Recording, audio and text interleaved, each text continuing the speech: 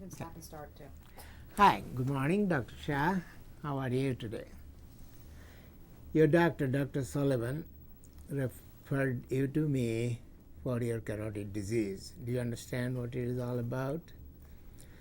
Carotid disease is disease of the carotid artery that supplies the blood to the brain and the eye and face and neck. There are two carotid arteries in human. Each one branches twice. It is called external and internal carotid artery. The disease that affects it is called atherosclerosis, in lay term, hardening of the artery.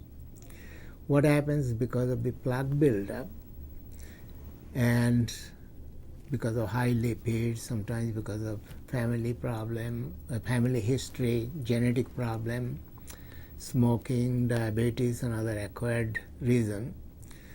This happens, and carotid artery is one of the most common area that it affects. It may affect the heart, it may affect the abdominal aorta, leg, and other blood vessels, but it is a generalized disease and it is one of the common area. What happens, the thickening of the artery narrows the artery. Once it narrows, in your case it is more than 70%. When it narrows more than that, that means 70% of the channel is blocked, it may cause you a stroke. Therefore, treatment is necessary. We'll go over the treatment. There are various options about the treatment. Do you have any question up to this point? The way it is diagnosed, you already have an ultrasound, which is a screening procedure. They put a probe in your neck, as you remember, and checked out and found that you have this problem. And your doctor suspected it because he had a bruise in your neck, or sometimes they think that one may be high risk because of diabetes, smoking, family history, and other. Then they send you to have an ultrasound done, and if ultrasound shows significant blockage, then we confirm it with another test if necessary, either a CT angiogram, in your case it is an MRA, or an angiogram. And your carotid artery shows more than 75% block. The medical treatment is really not a treatment. Usually it's treated with aspirin, sometimes Plavix, but the many studies have shown, including a lot of NIH study, that if it is treated with medicine only and intervention is not done, it may give you a stroke or eye problem that is called amaurosis fugax, or temporary blindness. Stroke may be small stroke called TIA, temporary, or it could be a permanent stroke. It may get better or it may progressively get worse. So to prevent a stroke, treatment is necessary. There are various options of treatment.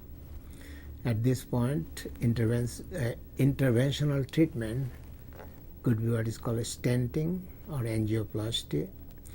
Through the groin, we put a small balloon up there, diagnose the disease with an angiogram, then open up a balloon and open up the artery. After that, put a stent there so that the opening stays that way. That is called a stenting. It is similar to they do a stent in the heart, legs, and aorta. Other treatment is surgery.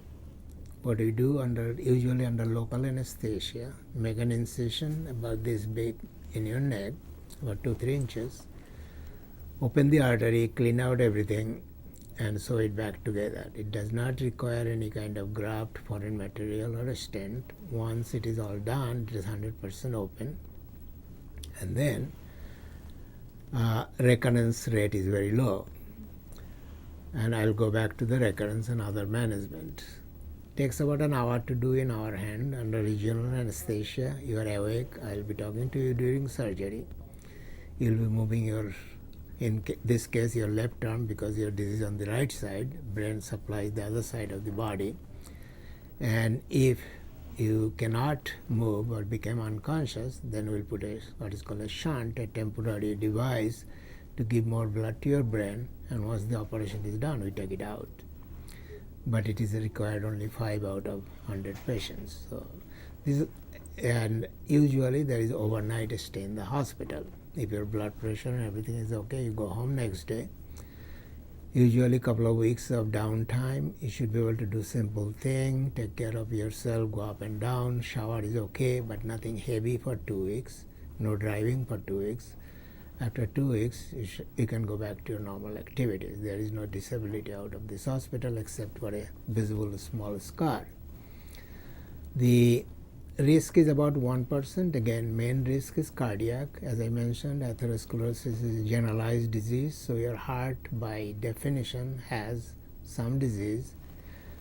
Main risk, that's why, is MI. Second risk is the stroke during the surgery or around the surgery, bleeding, infection, and all other general anesthesia related complication, which is about 1 in 100. So 99 out of 100, you will come out of this operation okay.